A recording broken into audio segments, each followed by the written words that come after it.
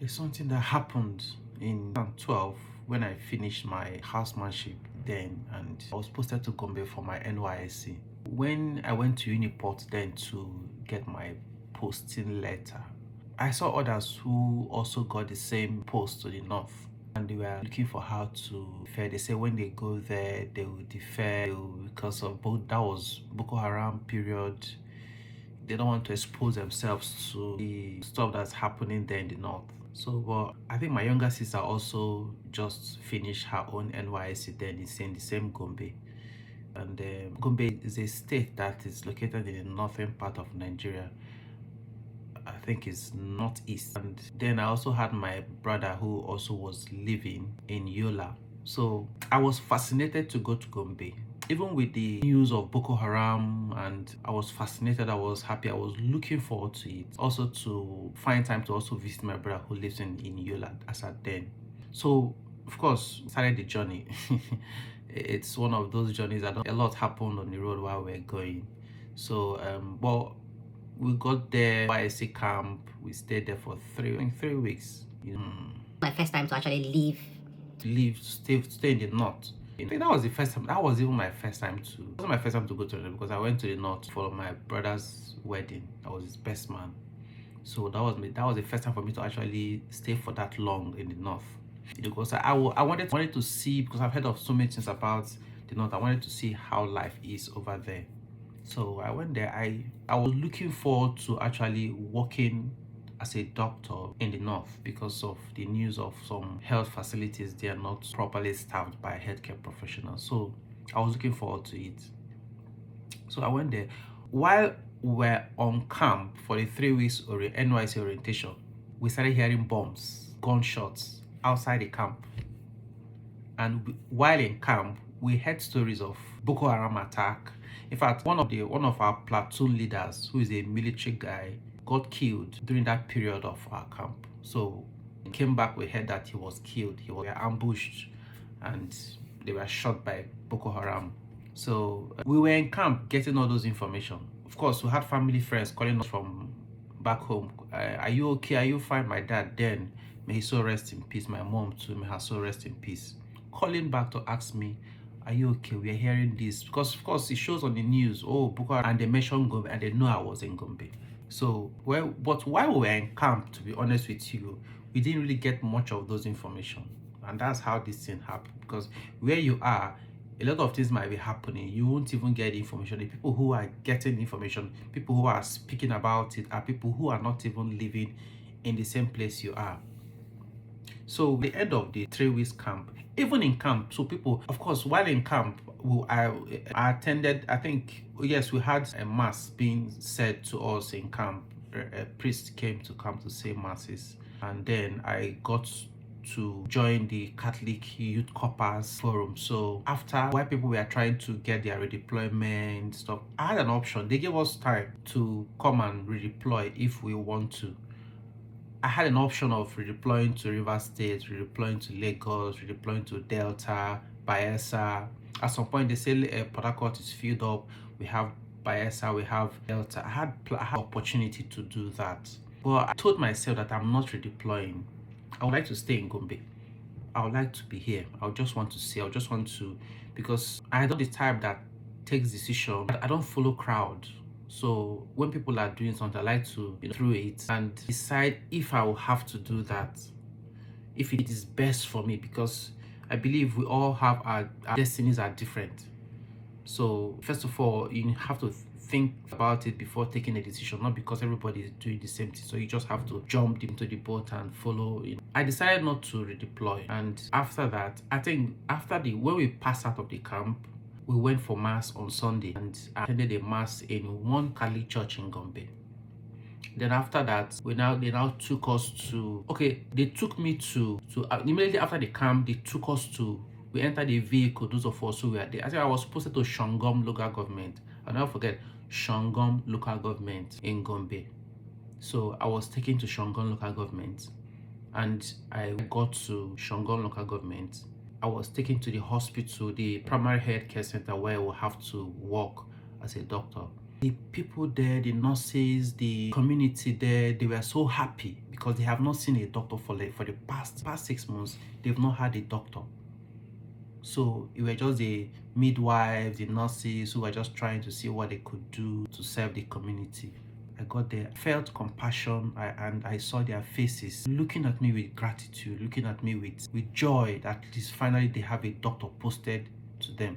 And I was shown to my like a 1-bedroom apartment where I can stay, and I was given a dedicated somebody who can be taking me wherever I want to go.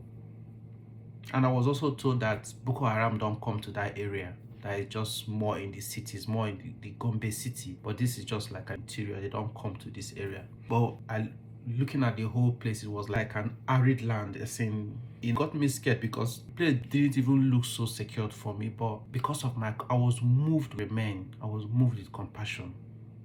I wanted to stay. I needed to stay. I was happy to stay, please, to support this community. So, and then after getting to know the place, they collected my phone number. The head of the primary center collected my phone number and everything, and we kept in touch. So I had to go back to our Catholic Corpus Lodge, so where we stayed. So then after that time, then we now went. That was I think it was on a Friday, it was on a Saturday we passed out. Then on a Sunday, the next day, we now went for mass on Sunday. That was in the Catholic church located in, we went back to Gombe. So the Catholic church located in Gombe City. So the journey from Gombe City to that Shangon local government, well, it was scary. It was like, I want to do something for this life.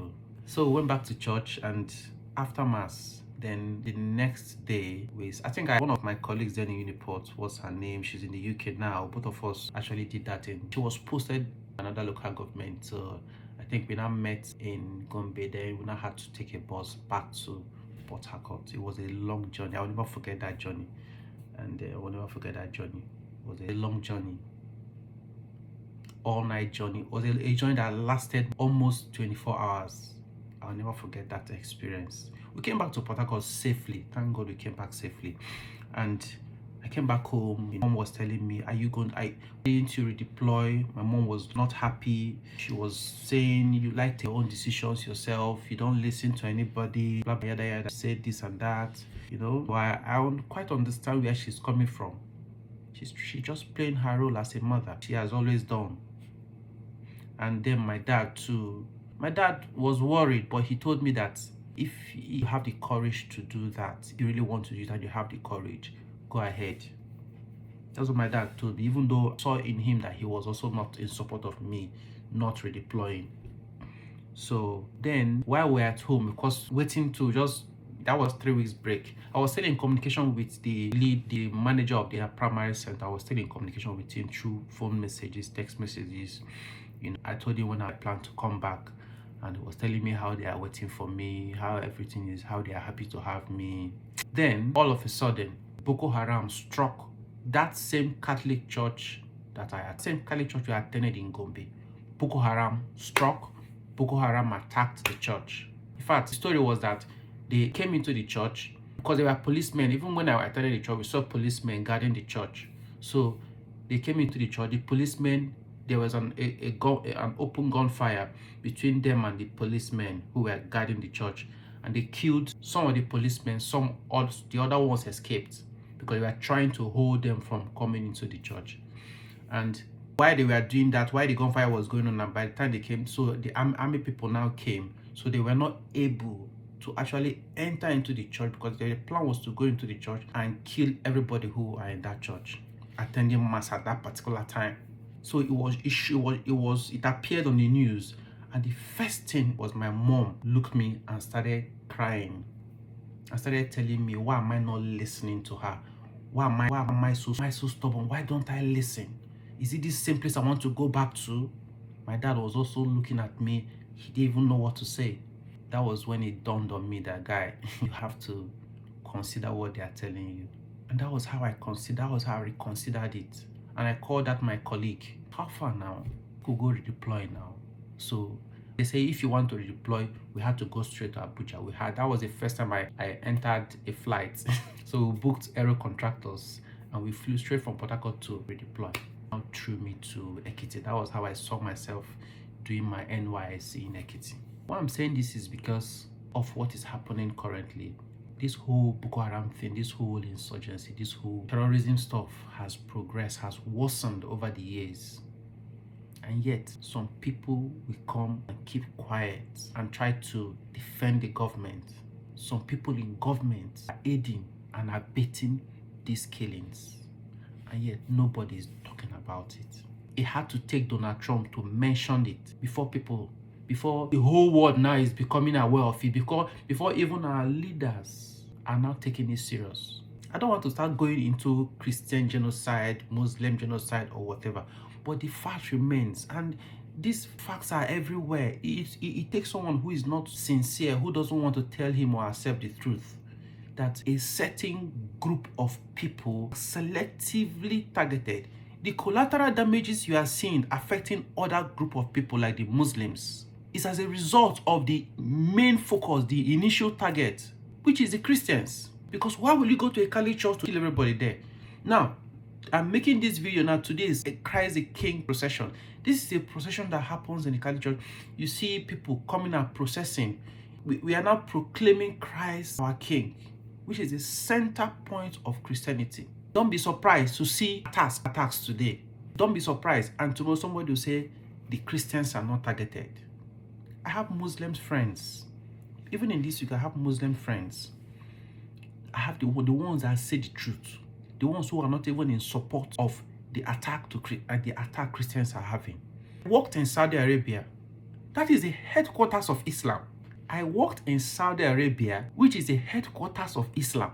I had the opportunity to interact, ask questions to these Saudis who are core Islam. I had friends from Sudan, had Islamic friends who were core Saudi Muslims, just to ask them about this whole Boko Haram. They hate these Saudis, they hate this set of Muslims in Nigeria who are perpetrating these whole atrocities. Imagine a Saudi Islam calling a Nigerian Islam who is supporting terrorism, calling the person infidel, calling the person that they don't know what they hate. Because I was there. I lived in that country. I can tell it to you that Saudi is even much more peaceful than the UK. I'm telling you, Saudi is much more peaceful than the UK. But this is what people don't know. There's nothing. The country has its problems, of course. No country is perfect. But when it comes to, of course, they don't, because it's an established Muslim country. It's not a secular country. It's an established Muslim country.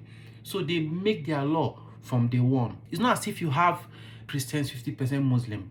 Nigeria is not even a Christian-dominated country. Nigeria is not even a Muslim-dominated country. Nigeria is a secular country made up of different religions. And that is why religious tolerance is very important in a place like Nigeria. So nobody should compare to Saudi Arabia. Even Saudi Arabia, that is a Muslim-dominated country, when they ask me in hospital, so of course some of them, when they see how I walk, because they love Nigerians, to be honest with you, they love the way we walk, they love the way we attend to them. They love the way we attend to them. So sometimes when I'm in clinic and somebody will come and ask me, "Anta Nigeria?" I'll say, "Will say, Quest." He's asking me if I'm Nigerian, and I'm saying yes. He's saying good. He's happy. He's very confident to listen to me. And when we talk, and somebody will now ask me, "Muslim, Anta Christian?" When I tell him, "No, I'm not Muslim," I tell him I'm Christian. Do you know what the response? Do you know what they'll say?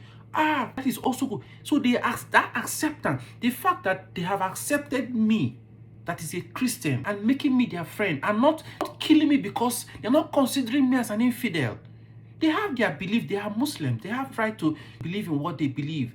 They also respect what I believe, as long as I don't go against the laws of the land. Because I understand that this is a Muslim-dominated, is a Muslim country, the headquarters of Islam. They have laws, so I respect their laws. They are fine with it. They are not coming after me because I am a Christian, or entering my house, or to come and slaughter me, or to come and kill me, to come and burn where I live. You will never hear that Christians who are in Saudi today are targeted. But that is the headquarters of Islam. But when it comes to Nigeria, people have adulterated Islam. They have adulterated it. They have adulterated it and used it. They are weaponizing it to do their bidding. They are weaponizing Islam.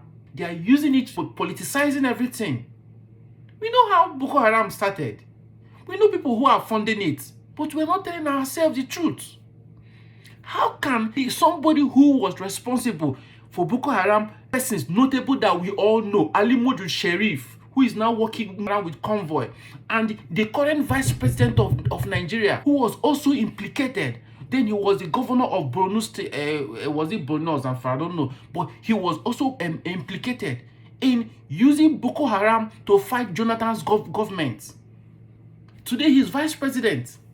How can a country with this kind of people help you to fight terrorism? It's not possible now. It is the only solution to this is that the people who are sponsoring this thing are convicted. They are made to face the law. If you don't make them to face the law, if you like, bring United States of America Marine or whatever partnership you want to have with any country, it will fail. That partnership will fail. That collaboration would fail. In fact, if I am in the US Marine, I will not even dare to come to Nigeria to help. You know why? Because the people you are coming to partner with, they are members. They give information to the bandits. They give information to the herdsmen, to the terrorists. How can you trust them? You are even putting your life at risk because you could, where everybody is now staying, talking, you could have an attack. The people you are planning with are giving information to the terrorists. So it's not going to be an easy thing for the United States to even come and help, because the people who are sponsoring it are still there, working freely. I will not be surprised if Sheikh Gumi, even the leader of this bandit, he himself is just like Osama bin Laden, who is even the one planning all these things. I won't be surprised if Sheikh Gumi is even the one receiving the ransoms that are being paid for people kidnapped. But look at him working freely. But yet, somebody who spoke, has been speaking against this, who has been advocating for his people, they are sentencing him, speedy sentencing to life imprisonment. We're not telling ourselves the truth. Most of us who are in diaspora, do you think we are happy to be here? There are some people who left because if they were still in Nigeria today, they would have been maimed, they would have been framed, they would have been maybe arrested or even killed. It's not because we are not comfortable back home, or because I cannot make it back home. It's not because I cannot have a thriving business back home. Most times, people who leave and they are outside the country is because these are people who they cannot just sit and not talk when things go wrong. Me, I cannot and keep quiet when something is going wrong. Even while I was working in private hospital those days, ask people who worked with me. I cannot keep quiet when something is going wrong. Be you who you are paying me salary or you are employing me. I have always spoken up, even when people were scared of talking. Ask people who work with me in private hospital then in Port Harcourt, where I worked. I have always spoken up. I hate injustice. If I became a lawyer, I would have been a very fierce human rights lawyer. If I became a priest, I would have been a very fierce priest who speaks against evil, and I damn the consequences, as long as I'm speaking the truth. That is why, the reasons I left Nigeria, because it was a hostile environment. Not even about money or anything. It was a hostile environment for me. I couldn't tolerate nonsense. I remember working in a government hospital in Nigeria. They are kidnapping doctors, yet the people who are in hospital are doing nothing about the kidnap, and they are sending we to go and take calls and be kidnapped while they are at home. And when you speak, they say, "Guy, calm down, no, then go do you something." So most of us that left Nigeria is not because we wanted to leave. It's because we are sick and tired. I had to run for my dear life, because you get how I go there, talk, then victimize me, you know now. So we have. It's the people, the government is a fact. Let's not deny this thing. Because if you see something that is going wrong and you keep quiet, you are complicit. Because of course, those of us who live in the UK, you see, they say it. And of course, even in workplaces, if they will tell you that if part of the trainings you get, part of the training we go when we started working, when you see something, you have to speak up. There's usually a department that is in charge of speaking up. They speak up, because why people speak up, why your co-workers in the UK will report you, seeing you doing something wrong, not because the person hates you. It's because the person don't want to be seen as an accomplice. Because by keeping quiet, you are an accomplice. That's what it means. By you seeing something that is going wrong and you keep quiet, you are part of the problem. So you'll be considered the same thing with the person who actually is committing the crime. That is how it's seen. And until we start seeing it that way, there will be no sanity. People can't even talk. Celebrities can't talk. People who have platforms, people who have following. We that don't have following. It doesn't mean we will not talk. We're working now with our small followers, with our small numbers. We will be talking. Even if there's one person that is hearing this and I'm saying, I'll be very happy with it. Even if it's one person. Because through snowballing, that one person can reach millions. We'll have to start talking. Because if all of us who think we have small following keep quiet and leave it for, we are waiting for celebrities who have followings and they're not using it, and you want to keep quiet. To whom? See, it's a Bible enshrined that the people who have been given talents and they are not using the talent, it will be taken away from them and give to those who can use it. Most of all these people who have following, they will lose their followers, and the followers will not be given to people who can use it very well. That is what's going to happen soon. If you don't have following and you want to talk, you have the urge, you have that conscience to speak. Use your and talk about, condemn this evil. Especially my brothers and sisters, my friends who are in the diaspora. You don't have anything to be scared of because nobody will come after you here. You don't have anything to be scared of, and you're still not talking, and you think whatever will happen back home will not affect you. We have siblings back home. I have siblings back home. We have friends back home. We have people we grow up with. If anything happens back home, it will affect all of us who are here. And you think because you're in the UK, you're not affected. Oh, maybe they no. Some people even tell me, guy, what concern you? What the worries are about Nigeria? Guy, Nigeria is my country. We have no other country except Nigeria. Even if I become a citizen of another country, I'm still connected to my country. I'll still be connected to Nigeria. I'll still speak for Nigeria. Somebody like me cannot hold a political position back home because I will not survive it. I try this thing. Somebody like me, you want to appoint me minister for this, you want to appoint me commissioner or aide, I will not even last because I will not keep quiet. Because I want to keep my position. I will not keep quiet. My conscience, in fact, it is better I lose because my conscience will not allow me to rest. Some people today who are holding government positions are just doing as if no concern they happen. Make they do like that. Oh. I see people I know, people like respected while I was in school those days. Now they are holding government positions. It doesn't concern them because they want to protect their government position. And you think we are ready? You think Nigeria is serious? When I remember then when we left for Saudi, I was discussing with one of my consultants whose statement he made, that was even one of the things that encouraged me to leave. We said, oh, Nigeria will get better. Oh, in the next 10 years, Nigeria will get better. Nigeria will get better in the next 10 years. He told me that 10 years ago, they were saying Nigeria will get better. How is Nigeria today? So what do you expect to happen 10 years from now? When there can be no free and fair election. The only thing the US can do for us, because we cannot help ourselves. When you are helpless, somebody will come and help you. It's very simple as that. The only thing the US can do for us, and I keep saying it, help us to conduct a free and fair election. Free and fair election is the greatest fear these terrorists are having. Us to have a free, I don't know how they can do it. If it is to carry the whole US military and come to Nigeria and mount them at polling stations, then when they are reading the results, let them be watching. Let the whole world be watching. You have the whole thing transmitted. International media are watching the election. Let's see who is going to read the election. Until that is happening, nothing. These terrorists, they will still remain there and be funding these terrorists. Now, see your vice president that is even an accomplice that could even be in jail today is planning to go for second tenure. So the next 6 years, this whole killing is bound to continue. Even if United States come tomorrow to flush out the terrorists, they will regroup because the financiers are still there. And yet to have our clergy people, who have them in the pulpit, I don't blame them. Some of them are scared. You preach to us that about paradise, about going to heaven, about there's better life up there. But we are scared to die, including myself. We are scared to die. But you see, it gets to a point. That's why I respect people, Reverend Dachomo, the one that speaks against this. It gets to a point where you will now see that life is no longer worth living if you keep quiet and you don't speak against evil. It's better to die.